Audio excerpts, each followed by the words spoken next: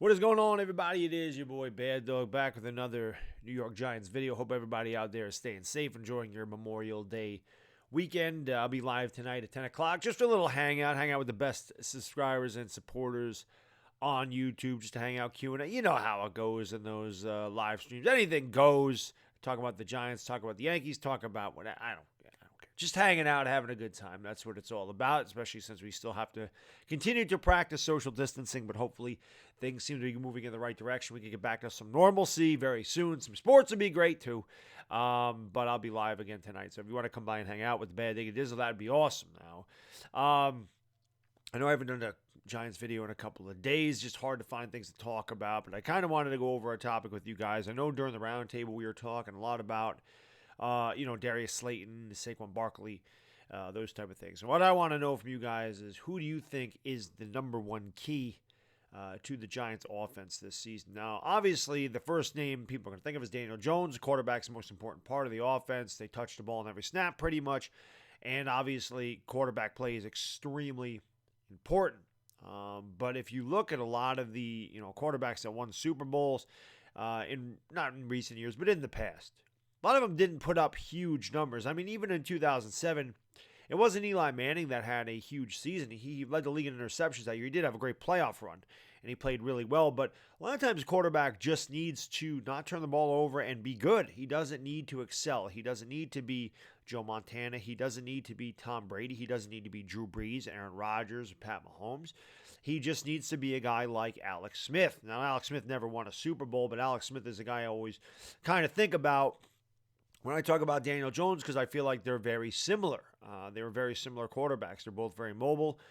And what Alex Smith did not do, he didn't make a lot of mistakes, and he didn't win a lot of games. And if Daniel Jones can just be a guy that doesn't turn the ball over like he did last year, maybe he turns the ball over 10, 12 times this year as opposed to whatever it was, last 24 times, however many times he turned it over, it was a lot. If he cuts down on the fumbles and doesn't throw a lot of interceptions, if Daniel Jones has a year where he throws for 3,100 yards, 23 touchdowns, and 7 interceptions, it doesn't mean we can't be a winning team. It doesn't mean the offense can't be a top 10 team if he puts up numbers like that. Daniel Jones doesn't need to throw for 5,000 yards and 40 touchdowns for us to be a top 10 offense, in my opinion. But if you think that he does, of course, let me know in the comment section that you think Daniel Jones is the absolute key to this offense this season. Is it Saquon Barkley? Saquon Barkley had an incredible rookie season. Led the league in scrimmage yards. And even last year, although he missed 4 games, or the better part of 4 games, he was injured for 4 games when he came back and wasn't healthy, still ended up over 1,000 yards rushing. It tells you what kind of running back Saquon Barkley is, that he didn't have the best talent in front of him, and this guy was still able to excel. I'm always an advocate that everything is predicated off the run in the NFL. You run the ball, you control the clock, you wear down the opposing defense, and it enhances play action and allows your quarterback more time in the pocket to throw the ball. So Saquon Barkley obviously is a huge key to what the Giants do, because running the ball is extremely important. I go back to in 2017, Dallas, when Ezekiel Elliott was suspended, their offense struggled. And Dak Prescott certainly benefits from a guy like Ezekiel Elliott, and I can't stand Ezekiel Elliott, but give credit where it's due.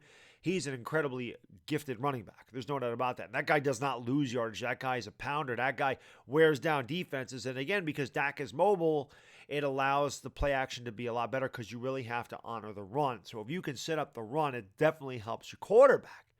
And you could say the same thing. If quarterbacks can throw the ball all over the field, that can enhance the running game. But I don't look at it that way. I don't think that's the way it works. I think if you run the ball, your quarterback play will be much, much better.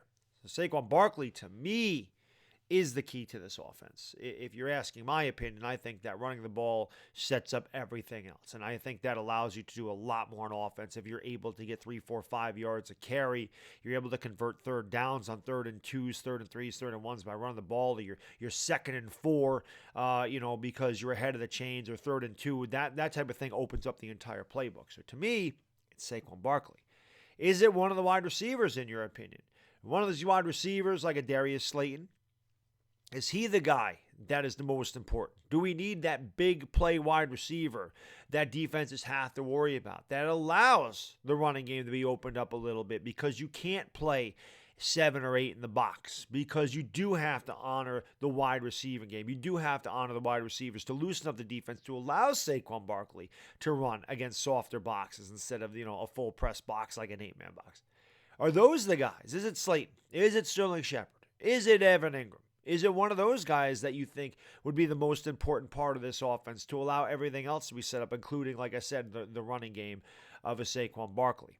Yeah, they all go hand in hand, but I mean, is that what you think is the most important aspect, is one of the receivers out there? To me, Evan Engram's obviously a big key this year. I do love Caden Smith. I think the Giants can get by with Caden Smith, but Evan Engram's talent is definitely there, and he definitely presents a huge mismatch against against linebackers and safeties, but he has to stay healthy. Sterling Shepard has to stay healthy. Obviously, all these guys got to stay healthy, but they've proven that they have a track record of not being able to do so. So hopefully they can this year. And are they the guys?